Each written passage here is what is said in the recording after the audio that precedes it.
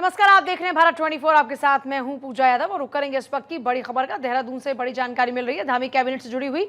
Dhami cabinet की आज बैठक और सीएम धामी की अध्यक्षता में कैबिनेट की इस मीटिंग में थर्मल पावर को लेकर फैसला हो सकता है। इलेक्ट्रिक व्हीकल पॉलिसी को लेकर भी फैसला इसमें संभव है। सचिवालय में 11 बजे से कैबिनेट बैठक का आगाज होगा। मानसून सत्र पर विभागों की नियमावली पर भी चर्चा हो सकती है। तो आज 11 बजे कैबिनेट की बैठक शुरू होने वाली। सचिवालय में 11 बजे बैठक शुरू होगी जिसमें सभी कैबिनेट मिनिस्टर्स बैठक का हिस्सा होंगे।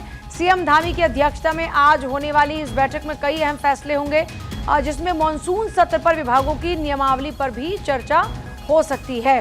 धामी कैबिनेट की आज अहम बैठक होने जा रही है। इसमें इलेक्ट्रिक व्हीकल पॉलिसी को लेकर फैसला हो सकता है। इलेक्ट्रिक व्हीकल पॉलिसी को लेकर फैसला संभव है। सचिवालय में 11 बजे होने वाली इस बैठक में मानसून सत्र पर विभागों की नियमावली पर चर्चा संभव है। सीएम धामी की अध्यक्षता में आज बैठक होने वाली है। मीटिंग में थर्मल पावर को लेकर यानी पर्यावरण को लेकर, उत्तराखंड के विकास को लेकर कई महत्वपूर्ण फैसले लिए जा सकते हैं जिनमें सबसे इंपॉर्टेंट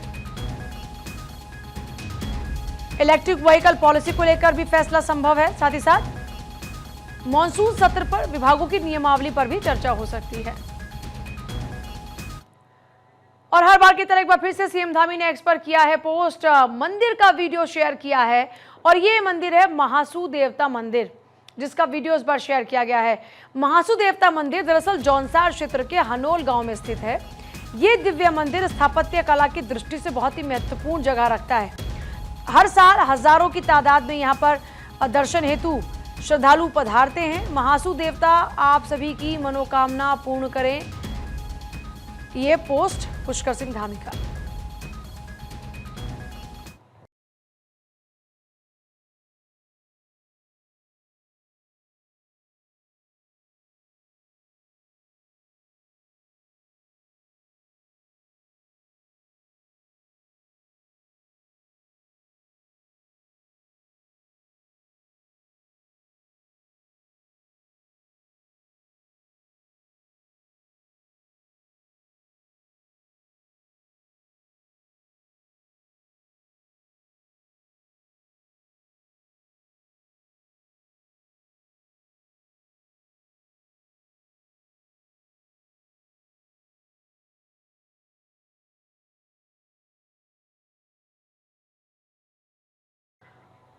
और उत्तराखंड में आज से पंचायत चुनाव का आगाज। 12 जिलों में आज से पंचायत चुनाव। नामांकन की प्रक्रिया शुरू। 2 चरणों में चुनाव पंचायत होंगे। पंचायत के 66,418 पदों के लिए चुनाव होंगे। तो पंचायत चुनाव होने वाले हैं और 2 चरणों में पंचायत चुनाव होने वाले हैं। उत्तराखंड में पंचायत चुनाव को लेकर तैयारियां पहले से ही की जा चुकी थी और ऐसे में नामांकन की प्रक्रिया शुरू हो चुकी है। पंचायत चुनाव उत्तराखंड में,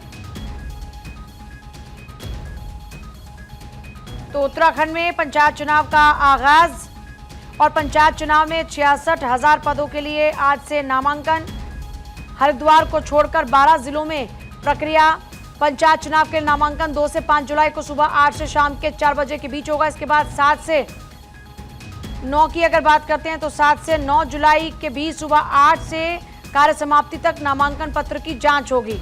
उत्तराखंड में हरिद्वार को छोड़कर 12 जिलों में त्रिस्तरीय पंचायत चुनाव की नामांकन प्रक्रिया शुरू। सभी जिलों में इसकी तैयारी पूरी की जा चुकी है। राज्य निर्वाचन आयोग पंचायतों के 66,418 पदों के लिए 2 चरणों में चुनाव कराने जा रहा है। दोनों चरणों के नामांकन 2 से 5 जुलाई को सुबह 8 से शाम 4 बजे के बीच होंगे। 10 और 11 जुलाई को सुबह 8 से दोपहर 3 बजे तक नाम वापसी का समय है। तो नामांकन की प्रक्रिया शुरू हो रही है। पंचायत चुनाव 2 चरणों में जो होने जा रहा है उसका आगाज हो चुका है। नामांकन की प्रक्रिया के साथ उत्तराखंड में कांवड़ यात्रा को लेकर भी बड़ा फैसला लिया गया। धामी सरकार का बड़ा फैसला है। कांवड़ रूट पर दुकानदारों को अपनी पहचान बतानी होगी। खाने पीने की दुकानों को अपनी पहचान बतानी होगी। उल्लंघन करने वालों पर कार्रवाई होगी। फूड सेफ्टी विभाग अभियान चलाएगा। इसको लेकर 11 जुलाई से कांवड़ यात्रा का आगाज हो रहा है। तो खाने पीने की दुकानों को अपनी पहचान बतानी होगी। ये बड़ी जानकारी है इस वक्त की। और देखिए, कांवड़ यात्रा का आगाज हो रहा है। इससे पहले उत्तर प्रदेश में ये फैसला लिया गया था, आपको याद होगा पिछली दफा। इस बार उत्तराखंड की बात करते हैं। सरकार ने ये बड़ा फैसला लेते हुए दुकानदारों को सीधे तौर पर यह कहा है कि आप अगर कांवड़ रूट पर हैं तो कांवड़ रूट पर होने वाली दुकानों को अपना पूरा नाम बताना होगा और अगर कोई उल्लंघन करता है तो ऐसे में कार्रवाई होगी। ये कांवड़ियों की भावनाओं के मद्देनजर लिया गया फैसला।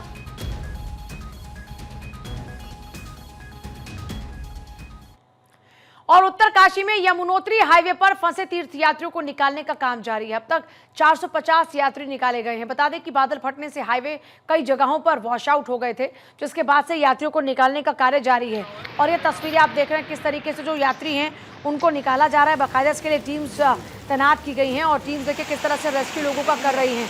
बादल फटने के बाद लोग फंस गए थे। कई जो राजमार्ग थे वो पूरी तरीके से यमुनोत्री हाईवे पर खासतौर पर देखिए जो तीर्थयात्री पहुंचे थे उनका रेस्क्यू किया जा रहा है, क्योंकि बादल फटा और बादल फटने से जो रोड्स थे वो पूरे के पूरे वॉश आउट हो गए और ऐसे में सड़कें बीच में से ही टूट गई, लोगों के लिए रास्ते बंद हो गए। तो अब लोगों का रेस्क्यू किया जा रहा है। अब तक 450 लोगों का रेस्क्यू किया जा चुका है। यमुनोत्री हाईवे पर तीर्थयात्री जो फंसे हुए थे उनको निकाला जा रहा है बादल फटने के बाद। दरअसल यहाँ पर लोगों के लिए परेशानी बढ़ गई थी। जो पहुंचे थे बादल फटने से कई हाईवे वॉश आउट हो गए थे।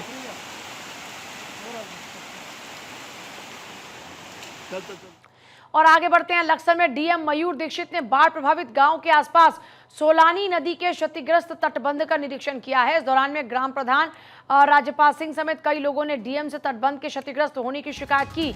डीएम ने लोगों को तटबंध को ठीक कराने का निर्देश दिया है। तो ये लक्सर की तस्वीरों को आप देख रहे हैं, जहां पर डीएम मयूर दीक्षित आपको नजर आएंगे। मयूर दीक्षित ने बाढ़ प्रभावित जो गांव हैं उनके आसपास सोलानी नदी के क्षतिग्रस्त तटबंध का निरीक्षण किया। इस दौरान ग्राम प्रधान राज्यपाल सिंह समेत कई लोगों ने डीएम से तटबंध के क्षतिग्रस्त होने की शिकायत की। वहीं डीएम ने लोगों को तटबंध को ठीक कराने का निर्देश दिया। तो देखिए इन दिनों उत्तराखंड में चारों तरफ परेशानियां नजर आ रही हैं। तटबंध जो हैं वो टूटे हुए नजर आ रहे हैं। ऐसे में लोगों के लिए खासतौर पर बहुत परेशानी बढ़ जाती है। तो जो गांव के लोग हैं वो डीएम के समक्ष अपनी जो बातें हैं वो रखते हैं। डीएम यहां पर पहुंचते हैं। सोलानी नदी के क्षतिग्रस्त तटबंध है उनका निरीक्षण इस मौके पर किया जाता है। तो ये देखिए तस्वीरें, जब डीएम पहुंचते हैं तटबंध का निरीक्षण करते हैं और तटबंध को लेकर जो गांव वाले हैं वो भी अपनी बात को रखते हैं। और ऐसे में निरीक्षण किया है सोलानी नदी का, और जो तटबंध यहाँ पर टूटे हैं उसके बाद उनको फिर से लगाने के लिए दिशा निर्देश दिए गए हैं अधिकारी द्वारा।